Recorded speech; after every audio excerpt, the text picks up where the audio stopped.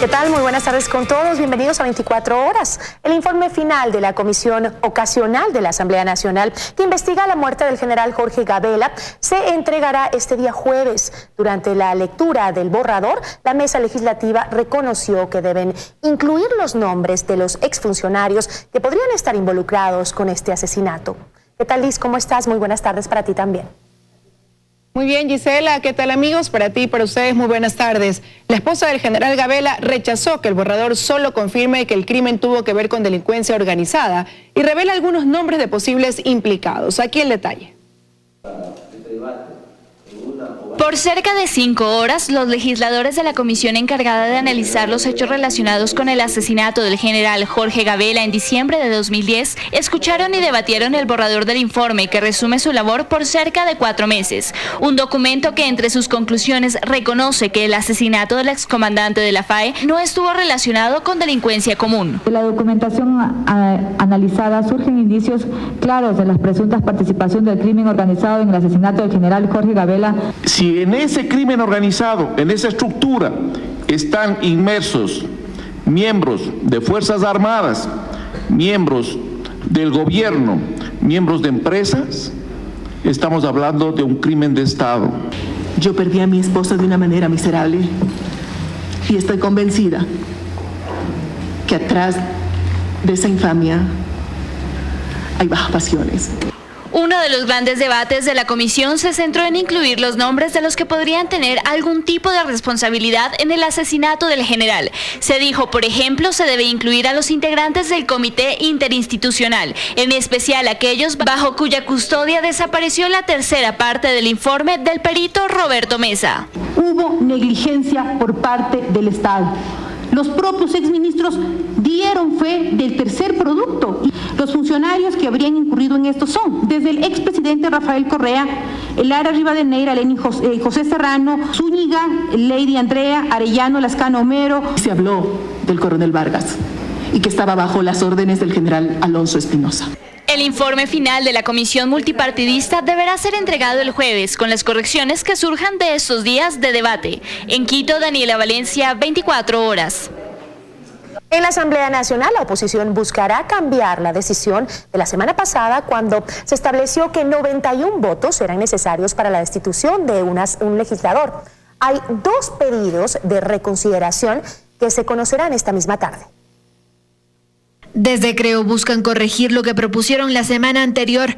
Esperan cambiar de 91 a 70 los votos para la destitución de un asambleísta. Ahora lo que habrá que ver es si es que los mismos asambleístas que le aplaudieron a rabiar el día jueves al asambleísta Flores le dan los votos necesarios para la reconsideración. La falta de votos para llegar a las 91 voluntades hace que la reconsideración tenga el apoyo de las bancadas de la oposición.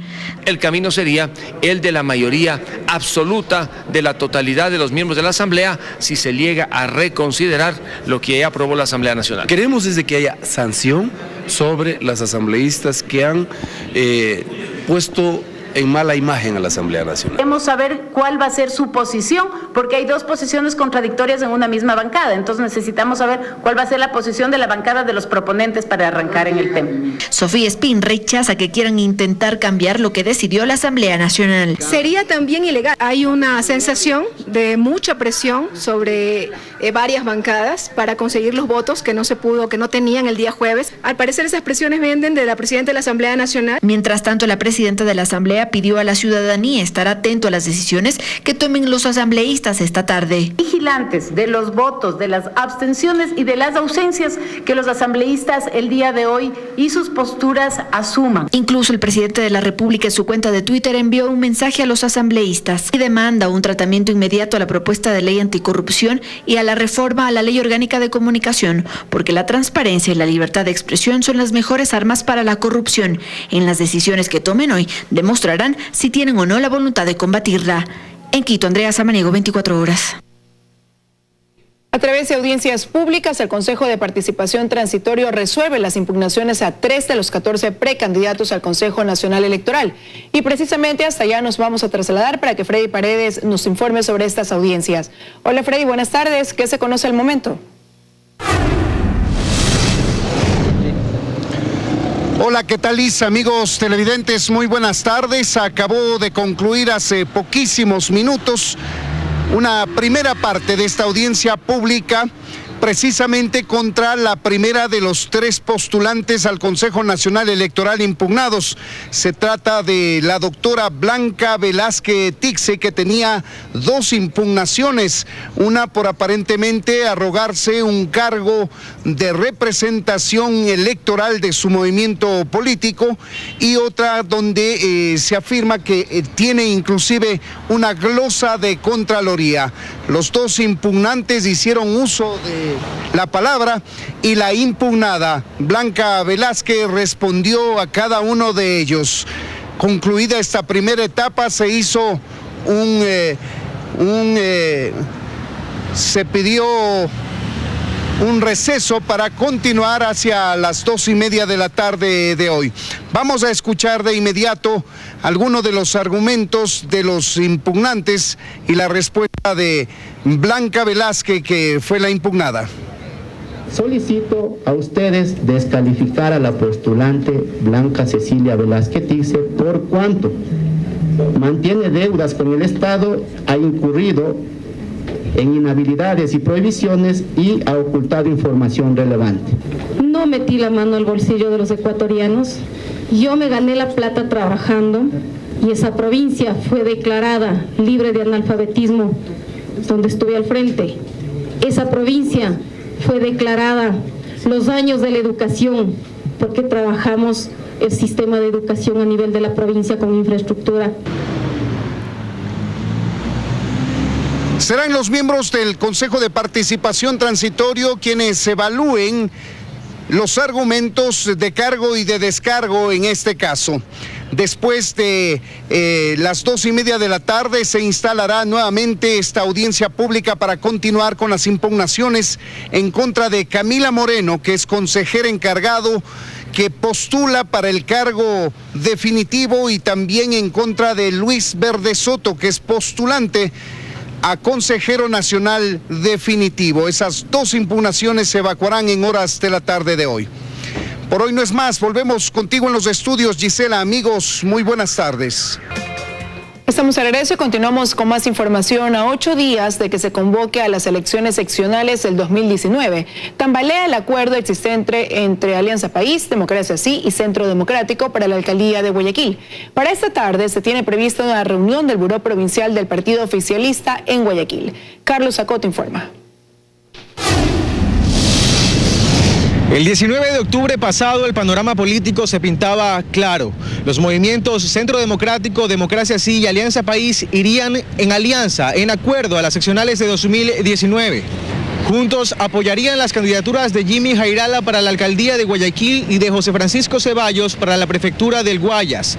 Juntos también conformarían la lista de candidatos al resto de alcaldías de la provincia, así como a las juntas parroquiales. Pues bueno, hoy casi un mes, ese acuerdo tambalea en Guayaquil.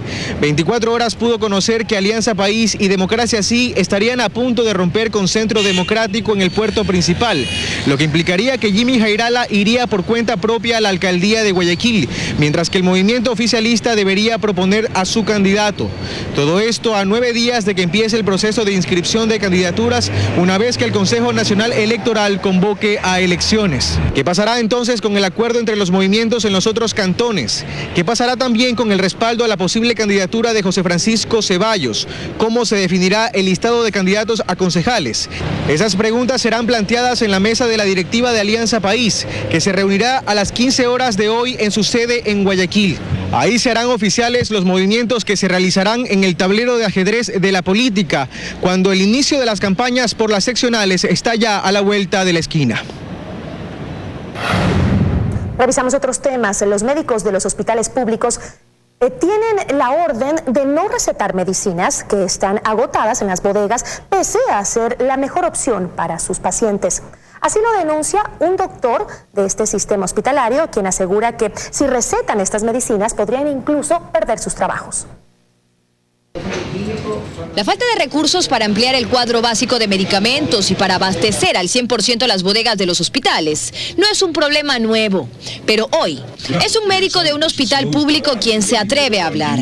Asegura que sobre ellos existe una orden que les prohíbe recetar medicamentos que estén agotados en las bodegas, pese a que por sus conocimientos saben que es el que necesitan sus pacientes. Claro, esa disposición está dada, yo le digo verbalmente, porque nadie se atreve a escribirlo, nadie se atreve a plasmarlo en un documento porque sabe que eso en cualquier momento podría traer consecuencias si se plasma una disposición por escrito. A la vez reconoce lo grave que es el no utilizar la medicina correcta en tratamientos, por ejemplo, de enfermedades catastróficas.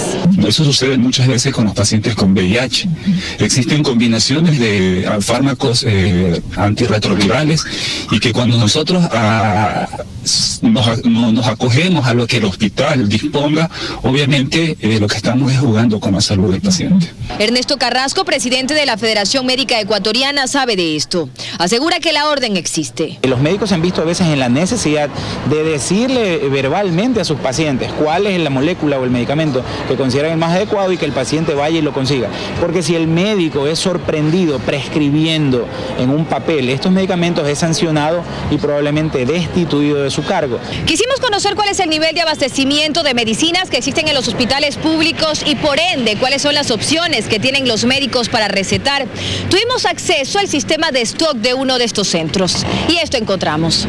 Aquellos que están acompañados por una barra amarilla están agotados. Hay que decir que solo revisamos los que comienzan con la letra A. Hoy, este médico de un hospital público, quien se atreve a hablar, dice que lo hace porque está cansado de lo que está ocurriendo. A la vez, pide a sus compañeros que también se atrevan. Bueno, nosotros también nos sentimos, digámoslo así, frustrados. Se asignan tanto dinero, tanto presupuesto para la salud, pero muchas veces nos encontramos con este tipo de dificultades, de no tener que dar, no poder dar el fármaco específico a nuestros pacientes. Dayana Monroy, 24 horas. Por tercer año consecutivo, el Teatro Nacional Benjamín Carrión de Loja será el escenario principal del Festival Internacional de las Artes Vivas de la ciudad. No obstante, detrás de la construcción de esta monumental obra se esconde una monumental burla del Estado a constructores y proveedores que hasta la fecha no cobran por su trabajo. La obra fue entregada y estrenada en 2016 con la primera edición del Festival de las Artes Vivas de Loja y los proveedores cumplieron. El propio servicio de contratación de obras adornaba sus páginas con el resultado del trabajo de decenas de profesionales y obreros subcontratados que se sumaron al trabajo con su experiencia y aunque parezca insólito, nadie les quiere pagar. Más de 150 personas afectadas directamente con este proceso. Sí, perdí mi casa. ¿Estabas pagándola? Estaba pagándola. Estaba pagándole y me tocó devolverla. La jugada del Estado en manos de la Revolución Ciudadana parece casi perfecta para burlar el pago a quienes trabajaron en la construcción de este teatro. El servicio de contratación de obras contrató con una empresa en poder del Estado, Fabriequipos, una compañía incautada, sin capital suficiente, sin experiencia en construcciones de este tipo y por si fuera poco, con un trámite de disolución pendiente en la Superintendencia de Compañías. Lo cierto es que Fabriequipos subcontrata a decenas de proveedores para los trabajos. La obra se entrega en septiembre del 2016 y en poco Fabriequipos entra en disolución. 2 años después, la empresa contratista vive solo en papeles. Proveedores grandes y pequeños han entrado en crisis por la falta de pagos y desde el Estado, el servicio de contratación de obras se niega a reconocer la deuda de una empresa ya casi inexistente. No tenemos ninguna respuesta hasta el día de hoy. En nuestra emisión estelar detallaremos los testimonios de más proveedores que reclaman el pago por su trabajo. Fausto Yepes, 24 horas.